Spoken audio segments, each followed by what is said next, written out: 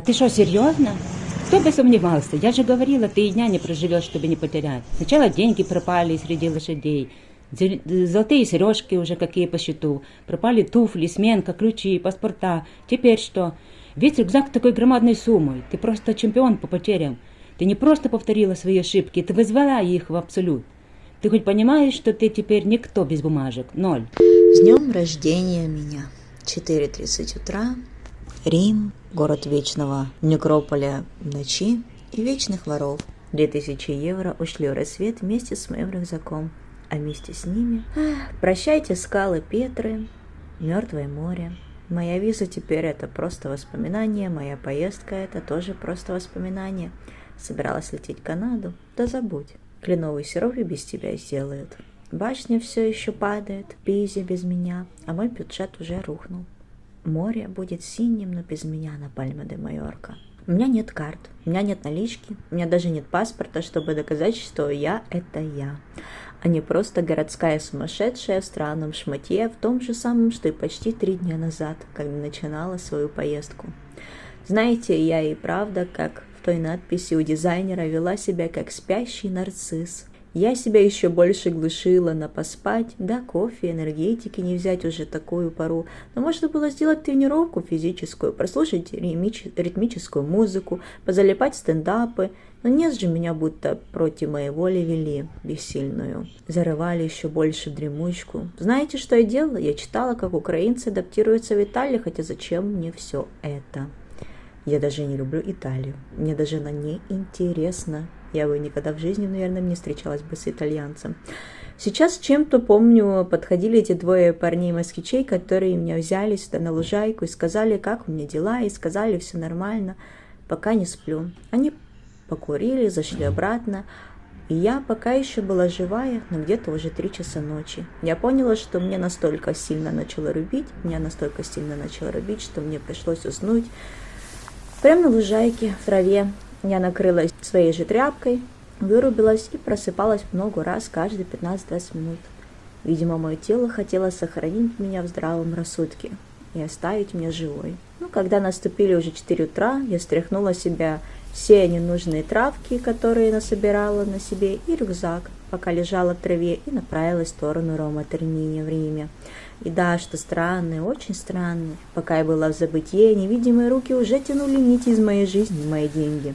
Начали исчезать за 2 часа до того, как я обнаружила пропажу.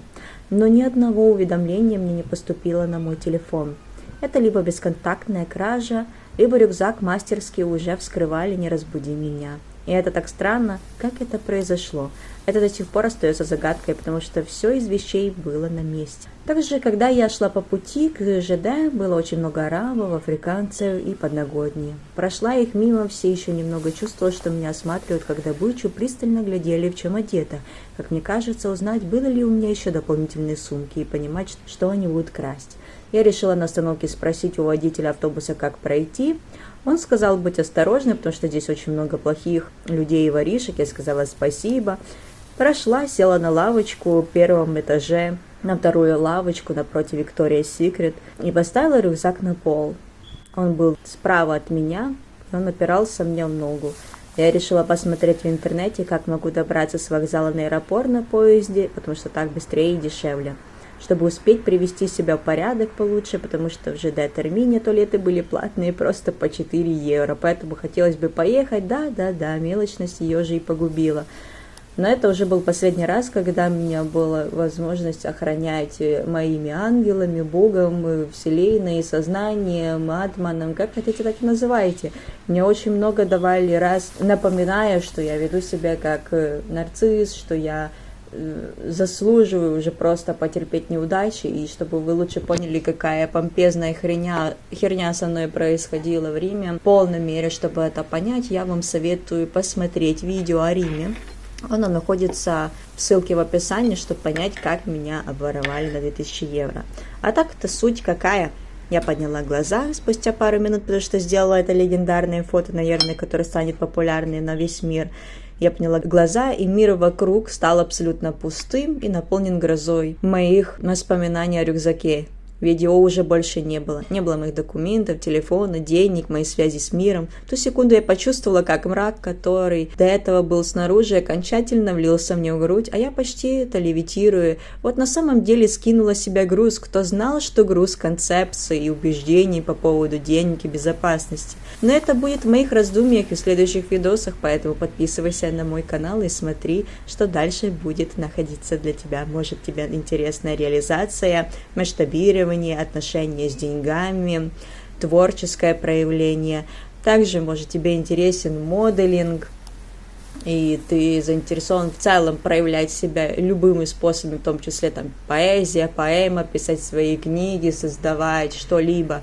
Нет, я не творческая личность как по натуре, я ничего не умею, не заканчивала никакие художественные школы, что-либо. У меня нет какой-то как усидчивости, но как раз из-за того, что боль мою раскопали все больше, я больше не смогла молчать. Собственно, в 9 утра, в час дня, и другие истории по поводу того, как мы заполняли заяву с шефом полиции, как он приохренел, что происходит, почему у меня, оказывается, воровали еще в 2 часа ночи, то ли в 3 часа ночи, а мне даже не прошло уведомление, и всякие другие важные истории, чтобы понять, почему по итогу не нашли мой рюкзак, и как я добиралась домой, и все это вы можете отсмотреть, заходите в Рим, и потом все остальные видосы. Я думаю, вам очень понравится, потому что там много серийных видео я выпускаю как раз по поводу того, что такое деньги на самом деле.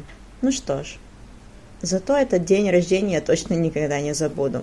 Интересно, в итальянской полиции наливают праздничное просекко потерпевшим? Мне кажется, мне нужно 2 бутылки. Все-таки 2000 евро проебала.